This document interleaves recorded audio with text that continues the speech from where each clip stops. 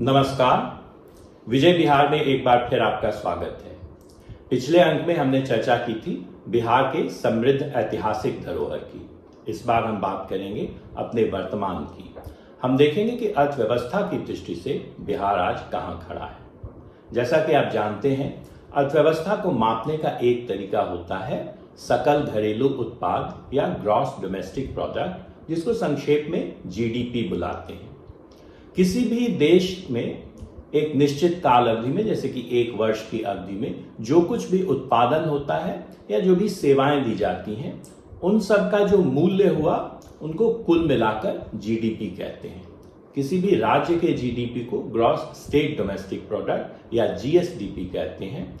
समझने में आसानी हो इसलिए हम यहाँ उसको भी जीडीपी ही बुलाएंगे। 2023 में भारत की जनसंख्या थी 143 करोड़, जबकि बिहार की 13.1 करोड़, अर्थात भारत की जनसंख्या का 9%। वहीं बिहार का जीडीपी देश के जीडीपी का मात्र 2.8% था। यह आंकड़ा हमने लिया है इसी वर्ष प्रकाशित एक दस्तावेज से, जिसका नाम है relative economic performance of Indian states 1960-61 to 2023-24, जिसे तैयार किया है economic advisory council to the prime minister ने, और इसके लेखक हैं संजीव सान्याल एवं आकांक्षा अरोड़ा।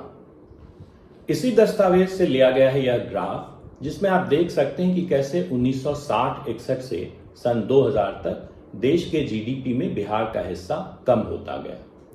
आप देख सकते हैं 60-61 में यह 7.8% था, जो 60, 70 और 80 के दशकों में धीरे धीरे कम होता गया, और फिर अचानक 90 के दशक में इसमें तीखी गिरावट आई, जिसके बाद से यह लगभग स्थिर रहा है और अभी 4.3% है। आप सोच रहे होंगे कि अभी अभी मैंने कहा था कि भारत के जीडीपी में बिहार का योगदान 2.8% है, तो फिर यह 4.3% कहां से आ गया। तो आपको याद दिला दें कि सन 2000 में झारखंड बिहार से अलग हो गया था। अब चूंकि सन 2000 तक का आंकड़ा संयुक्त बिहार का है, इसलिए उसके बाद का आंकड़ा भी बिहार और झारखंड का इस ग्राफ में एक साथ दिखाया गया। अगर आप दोनों राज्यों के आंकड़े अलग अलग देखना चाहते हैं तो इस तालिका में देख सकते हैं। सन 2000 तक बिहार और झारखंड एक साथ हैं, उसके बाद के आंकड़े आप दोनों राज्यों के लिए अलग अलग देख सकते हैं। अभी बिहार का योगदान 2.8% है और झारखंड का 1.5%, दोनों मिलाकर हो गए 4.3%। अब प्रश्न उठता है कि 90 के दशक में आखिर यह गिरावट आई क्यों। इसको समझना कठिन नहीं है।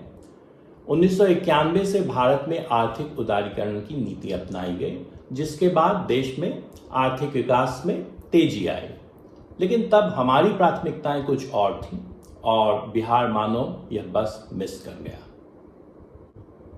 क्या किसी देश या प्रदेश की अर्थव्यवस्था को मापने का जीडीपी से बेहतर कोई तरीका हो सकता है?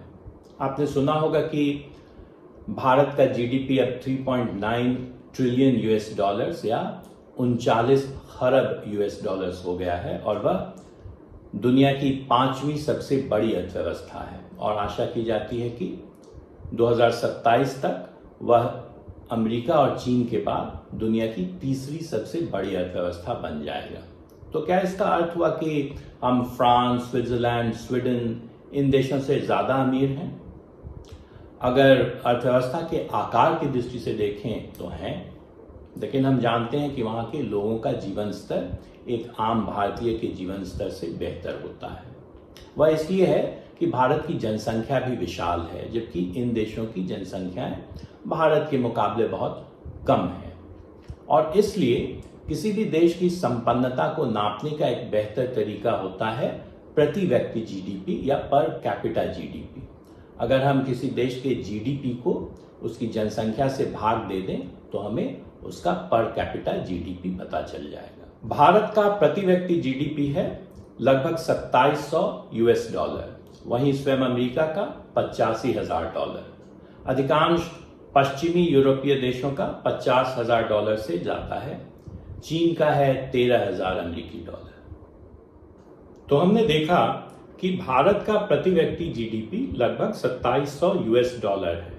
अब देखते हैं कि बिहार राष्ट्रीय औसत के सामने कहां खड़ा है। सन 2023-24 के लिए राज्यों के जीडीपी और उनकी अनुमानित जनसंख्याएं हमने ली हैं statisticstimes.com से, जिन्होंने अपनी सूचना का स्रोत बताया है भारत सरकार के सांख्यिकी एवं कार्यक्रम कार्यान्वयन मंत्रालय को। जीडीपी में उस राज्य की जनसंख्या से भाग देकर हमने पर कैपिटा जीडीपी या प्रति व्यक्ति जीडीपी निकाला है।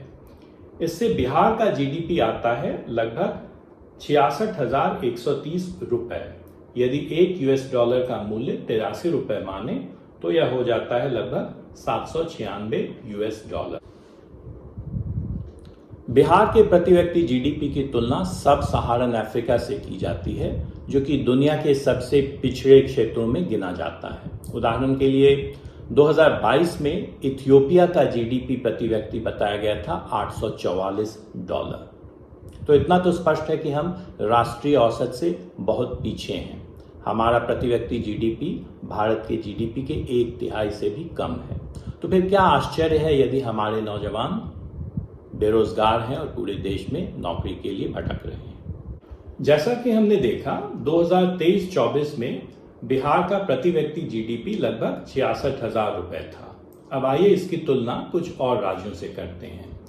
दिल्ली, गोवा और सिक्किम जैसे राज्यों के लिए यह आंकड़ा था 5 लाख रुपए से ऊपर। लेकिन ये छोटे राज्य हैं, इसलिए यह तुलना ठीक नहीं है। इसलिए किसी ऐसे राज्य से बिहार की तुलना करते हैं जिसकी जनसंख्या लगभग बिहार के बराबर हो। ऐसा राज्य है महाराष्ट्र।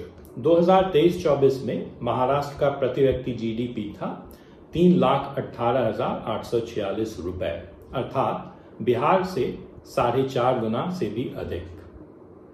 उत्तर प्रदेश को हम कई मामलों में अपने जैसा मानते हैं। 2023-24 में उत्तर प्रदेश का प्रति व्यक्ति जीडीपी था 1,06,660 रुपए, अर्थात बिहार का 1.5 गुना। तो सारांश यह है कि आर्थिक विकास में हम अभी शेष भारत से बहुत पीछे हैं। इस वीडियो का उद्देश्य आपको निराश करना नहीं है, लेकिन यदि हम समस्या का समाधान करना चाहते हैं तो पहले उसे समझना और स्वीकार करना होगा।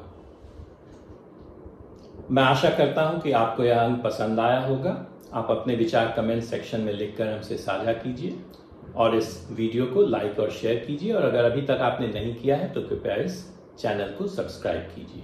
बिहार संबंधी इस विमर्श को हम आगामी अंकों में भी जारी रखेंगे। तब तक के लिए हमें आज्ञा दीजिए। हो विजयी बिहार।